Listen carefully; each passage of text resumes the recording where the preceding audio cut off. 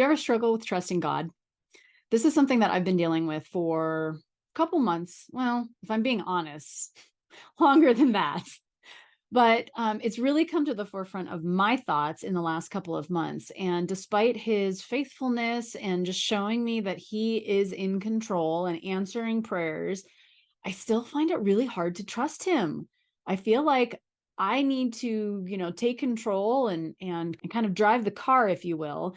And it's been interesting. So I'm just wondering if you've ever struggled with trusting him fully.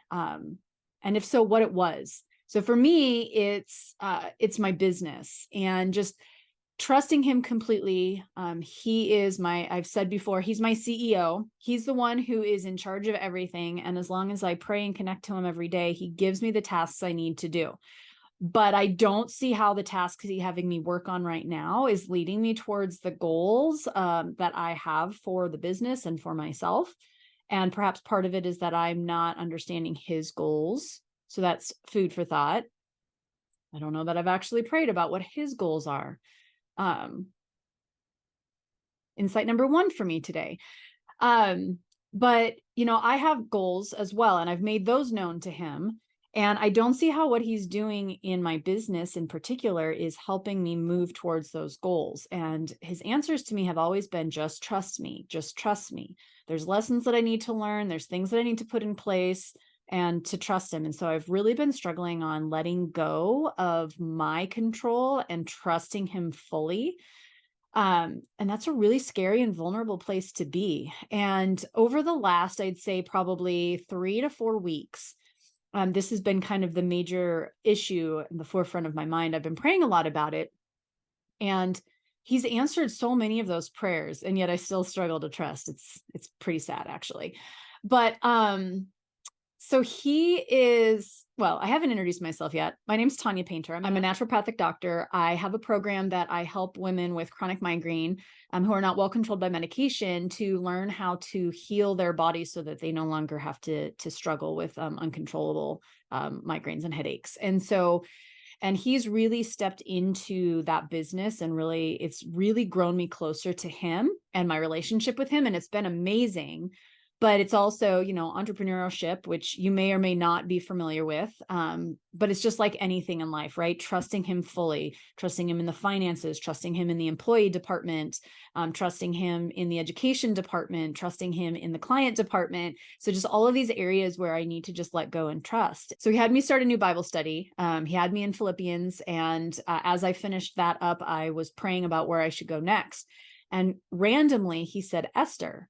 I was like, Esther? I've never read Esther. I didn't know anything about Esther, who she was. I knew it was a book in the Old Testament, and that's about all I knew about Esther. And so I cracked it open and I read through it. I'm following an amazing Bible study by Harvest Virtue, and they're very well written and very, dig deep, do some self-reflection, lots of prayer. And so I really wanted to follow their Esther study. And lo and behold, they had an Esther study. And they don't have a study on everybody. I think they've got maybe 20, 25 studies. And some of them are duplicates of like Acts or John or something like that. But they did happen to have one on Esther. So I followed that. And the main theme throughout Esther is trust, amazingly enough. That Esther was able to trust in even though God is not directly spoken about in the book of Esther. Esther had to trust. She had to trust the eunuchs who were in charge of the women who were going to be presented to the king. She had to trust her uncle in knowing that she shouldn't be sharing her religious background or anything. She had to trust the people that were around her. She had to trust the king. She had to trust that she should go talk to him when the time came, when the bad guy wanted to kill all the Jews. She had to trust that she could have potentially lost her life by approaching the king the way that she did, but it was pretty much the only way. And she had to trust that that was the proper way. Anyway, just the theme of trust was pretty strong throughout Esther. And I'm still working through that book. But I was like, okay, number one, like I get the trust thing here. Then all of a sudden, all of these Facebook posts started popping up about trust and trusting God and faith and people talking about how they're struggling with trust, and just reading through some of those and helping me to realize, okay, I'm not alone. This isn't a new thing. And there are definitely people out there that are having trust issues, have trust issues. I think we've all experienced trust issues at some point, whether it's with God or with people or what have you. So it's just a nice reminder to remember that there are other people that have gone through this, and that I don't have to struggle through this alone, right? And then this past weekend, we had a guest pastor. He's not really a pastor. He's an elder of our church, if you will. And he was speaking in John, which we had just gone through the book of John with our regular pastor. And he does his own Bible studies with with a group of his people. He's also a business owner, so he does Bible studies with them every Sunday. And they happen to be in the book of John. And when he first started the sermon this Sunday, he said, "I don't know why you happen to be here today. I didn't write this for you, but know that God has a message in it for you. And that's why you're here listening to me talk on this particular passage." And I was like, okay. But guess what it was about? It was about trust. And I was just like, oh my gosh, he is so good to just constantly put these reminders out. And one of the things that the guest speaker spoke about was he used an analogy of a chair, like of a stool, right? And we believe that stool is going to hold us up, but until we actually sit on it and allow it to bear our weight, we don't know for sure that it's going to work, right? So there is a level of trust that goes into sitting on that stool and taking your feet off the ground. And so he kind of used this analogy that, you can press on it, you can kind of lean on it a little bit, but still not taking all your weight. And until you actually sit down and lift your feet up, you're not really trusting fully in the stool. And it's really easy to walk away from it after you've leaned on it for a little bit, right? And I was like, that's really apropos. That resonated really strongly with me. And so he's sitting there with his feet up on this, on the bar of the stool. He's like, this is where Jesus wants you to be.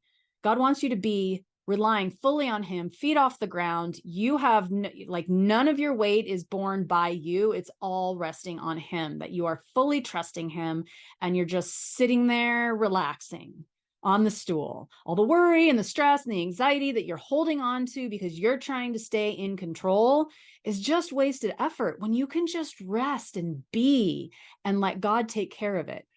And I was like, all right, I hear what you got going on over here, God. Thank you for that. And that sat with me this whole week. And so when I felt prompted to do a video here and kind of talk a little bit about this, that's what keeps sticking in my mind this week. And so if you are struggling with trust, if you are struggling with a big decision or you're trying to retain control of a problem that you see, number one, you're not alone. And, for me, as much as for you, if you hear this, I would love for you to just write a comment to me. Let me know what you're struggling with that I can pray for you. And if you feel so inclined, I would love your prayers. Because even if you're watching this 2 years after I've posted it, I guarantee you I'm still struggling fully with trust. So I would still love that prayer that I would continue to be able to trust in him, and that my trust and my faith will continue to grow in him through this process. But I would love to be able to pray for you if there's something that you're going through. So if you want to leave that in the comment, or if you're not comfortable sharing that in real life, on the post, you can feel free to DM me, and I'll keep it quiet, but definitely in my prayers. So anyway, he just laid it on my heart to share that today. I know that I'm not the only one going through this, but I felt like it was an important message because sometimes I feel like as Christians, number one, it can be really hard to share that kind of information because at least for me, I perceive that in myself when I share that I'm having a lack of trust, that it looks like a lack of faith in God. And I'll be talking about some of my struggles with my faith at some point in the near future. But, it can be, you can feel like you're a bad Christian or that you're not fully committed to Jesus. So I think that there's a little bit of a taboo, even a well-meaning, like it's not something that our church has ever, like, they're super open about it and like, tell us when you're struggling so we can pray for you and help support you. But then to me, I still feel like, oh, I'm being a bad Christian. So I don't want to really share this because it's a struggle that I'm having and I shouldn't really be, I don't know. It's a weird thing. And I know that I can't be the only one that struggles with that and not wanting to share that. So if that's you and you don't want to share because you feel like it's shameful to you for some reason, or it shows a lack of will or a lack of your relationship with God, I just want to assure you that it most definitely does not reflect on that. It just reflects on the fact that you're human and God is there, but he's not, we can't see him. And the whole Bible is filled with the fact that, faith is such a huge component, and blessed are we who believe, even though we can't see him. And so, but that comes with its own struggles, right? So, I'm rambling at this point, but the short version is, if you find yourself struggling with trust, with faith, and that's something that you feel comfortable just letting me know that you have that issue, I would love to pray for you. And I would love to be prayed for.